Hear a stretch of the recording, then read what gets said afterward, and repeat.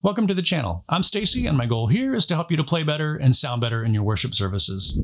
Today, I'm going to run through the tones I had set up for this past Sunday, and it's from the HX Stomp setup to what I'm using on the pedalboard and how I'm using it. We had 4 songs this week, and I played low notes on 2 of them and high notes on the other 2. Greg and I tend to split those to where I'll call it rhythm. A lot of times I do play chords. I love the sound of chords. And a lot of times I'll play other stuff that's a little bit more melodic, complementary to what he's doing. He's a lot better at playing those low complementary notes than I am, but I'm trying to be a student and pay attention when I hear good stuff and put it in the catalog for next time. This week we did 4 songs. We had, let me see what we got. New Thing Coming, and I covered the low end on that one. And then we did I Know a Name, and I played the higher notes on that one. From that straight into Gratitude, and I'm back down to low notes. And then we closed the service off with More Than Able, and I played the high notes on that one. For the pedal board on the HX Stomp, I've got a Dual Super Reverb setup. And I played this guitar. This is my custom Deluxe.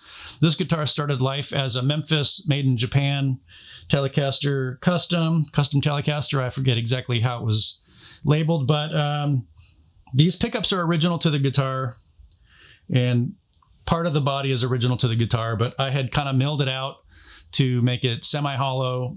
Did some ferocious things, is that the right word, to this guitar, but it had a Fender Strat style trim. I replaced that with just the regular Tele pickup, Tele bridge.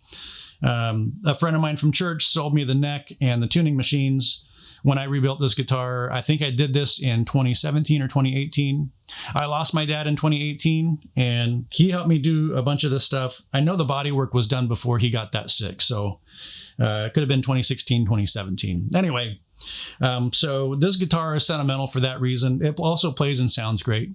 And then when my dad did pass, he left me a Fender Super Reverb from early 70s. I think it's 71. I had emailed Fender a bunch of years ago when he had it, just to find out what it was, how old it was, and they got back with me, but I've lost that email, so no worries on that. Anyway, I love that amp, and I love setting that thing up to run on my Stomp. So I have a Dual Super Reverb setup. And the way I run it is I've got, that amp sounds great when the volume is up around 5, anywhere from 5 to 7, depending on how much growl you want. 5 is the cleanest, obviously, of those settings. The higher you go, the more growly it gets, and it can get a little bit flubby.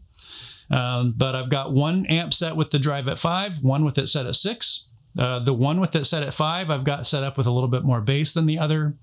And I have that mic'd up with an SM7, which is a bit fuller frequency of a microphone. The hot one with the drive set at 6, I have that set. I think the drive or the bass I have at 0. It's a little bit of a brighter setup, and I did that just to kind of enhance the amount of drive I was getting out of it, the overdrive. And then I have that mic'd up with an SM57, which is more of an upper mid bumped frequency. So on the Stomp, I have just 7 of the banks. I didn't need any modulation this week. So the first used bank I have, or the block, is the effects loop, and that's got the flashback delay, the Eternity, Jet Eternity, and the Jet Revelation. And then the next block is my noise gate, and that's just to fix the hiss that I get in my effects loop on stage with all the lights and everything going on. It just has a little bit too much hiss coming out of that. Then we're going into both of those amps. Each have their own cab. And like I said, the one with the drive set at 5 is mic'd up with an SM7, the Dynamic 7. And then the one with the drive set up at 6, I've got that one mic'd up with the Dynamic 57. And then the simple EQ to bump the Holy mid-range. And that amp, with just a little bit, I've got a light delay and light reverb set up, just so you can hear how that sounds. This is what the amp sounds like.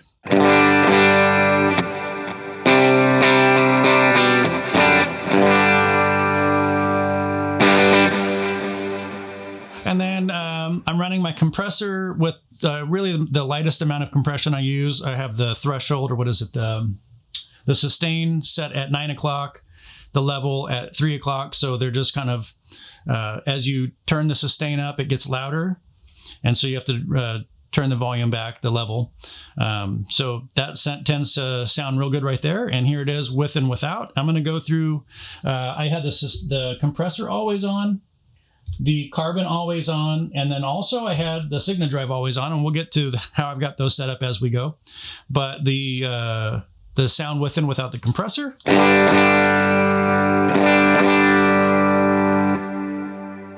I say this every week, but it's just the slightest bit of change, but I like what it's doing, and so I keep that on. And then I have the carbon set up with my drive just above 9. It might be like 9:30, the hour hand, where it would be at 9:30. And then the tone I have turned down a little bit. And I did that because earlier in the line, I have the Signa drive, which is always on, with the tone at noon, and it just pushes a little bit, enough brightness. And that way I can have that carbon a little bit less bright. But I love what that does too. It thickens up the sound, and I like the way it drives. So here's how that sounds with and without.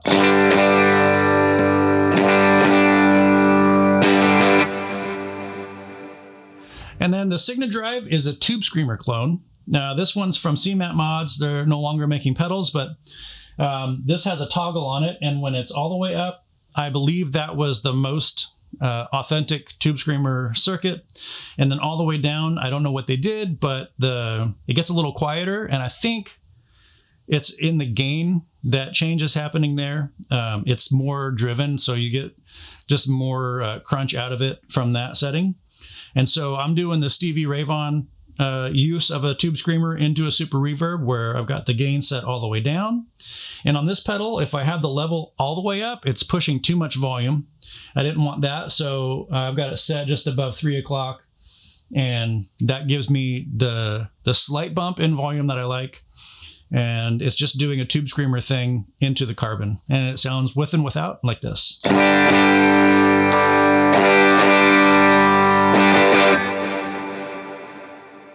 You can hear it thins it up a little bit because it's cutting off some low end, pushing that mid range that the Tube Screamer does. And that was my go-to tone for all of my bass stuff. And then when I needed extra palm muting, I have a little octave run I did on our first song, and then a couple of other little slightly elevated dynamic pieces that I kicked that on, and here's how that sounds with and without.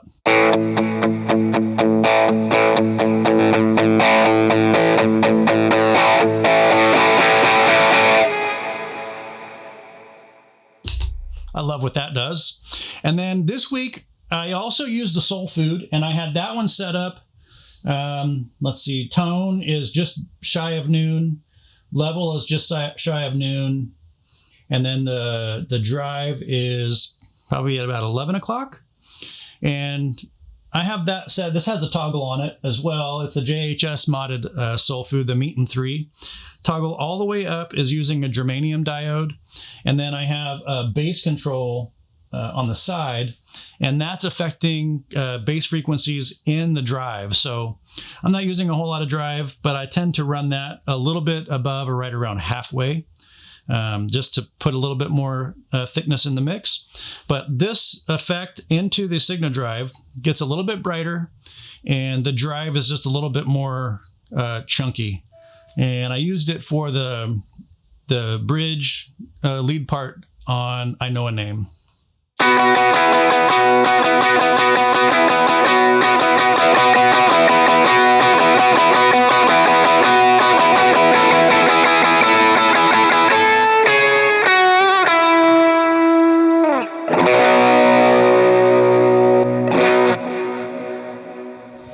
I love that. The way I have everything's routed into the HX Stomp. The delay, the flashback, eternity, and revelation are in the effects loop. I have all the songs programmed on my MIDI controller, and that gives me control over the snapshots for each song, as well as telling the eternity and revelation what to do. And so for a new thing coming, get the program set. My snapshot 1 was like this. And I use that for those kind of more percussive pieces on the chorus. it stands out more in there. I think I had it on snapshot 1 for a fair bit of it, but that part sounds real cool. It's just the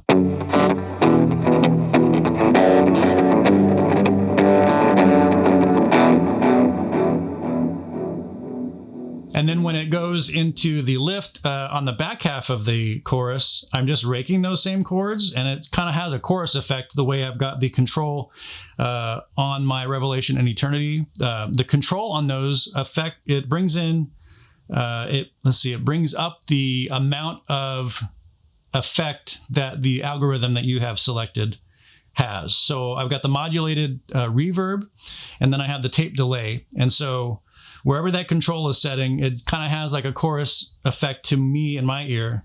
It sounds like this.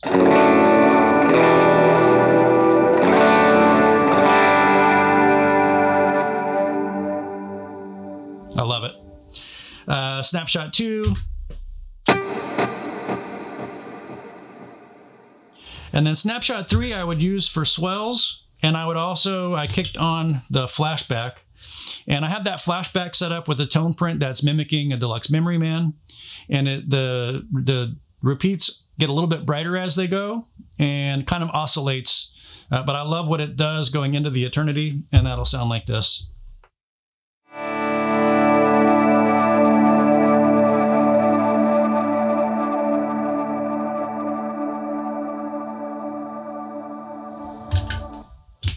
And without that flashback, it's like this.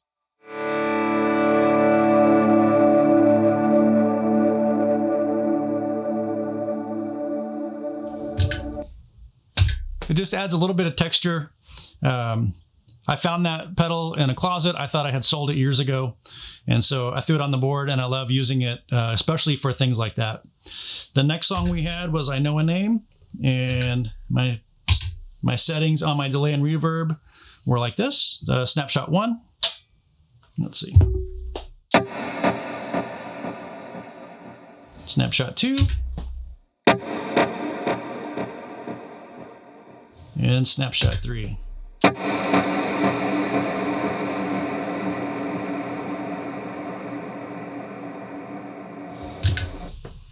And for that one, I didn't kick on the flashback, I don't think.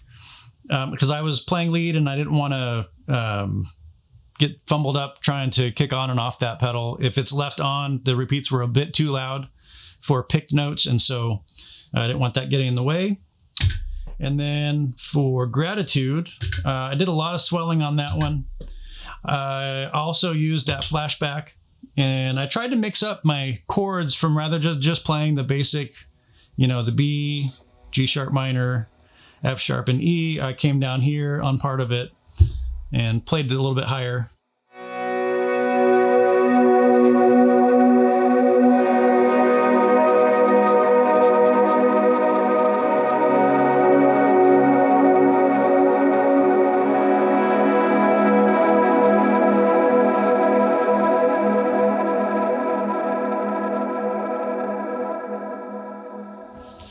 I do like playing those open chords, especially when it goes into the chorus, as we're starting to build into the choruses, because it lets me kind of be a little bit more percussive.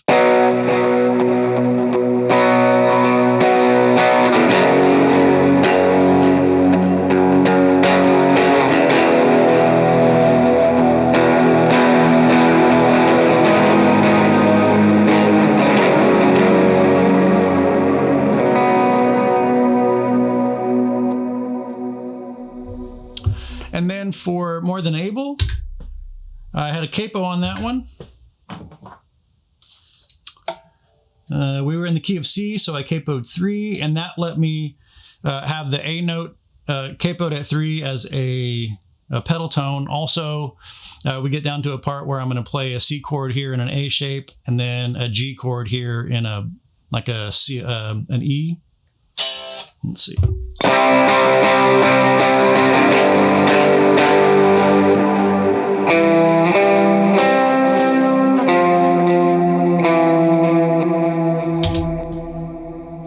And my snapshots were like this. So snapshot 1, Just a light bit of reverb. As far as the mix, it sounds like the trail is fairly long, and then the delay isn't too loud, but with a fair bit of repeat. That one has a little bit of a louder repeat, and then this would have been used for swells.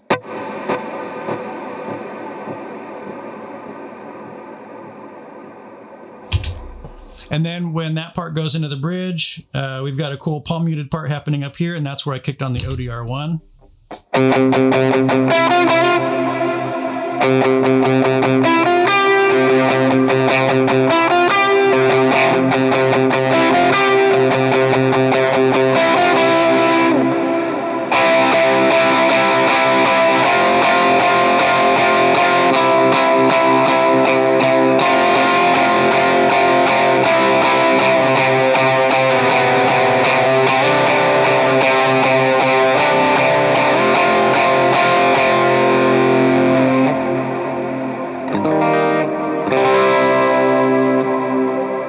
Play the C chord, but that was inappropriate. That would be an E flat.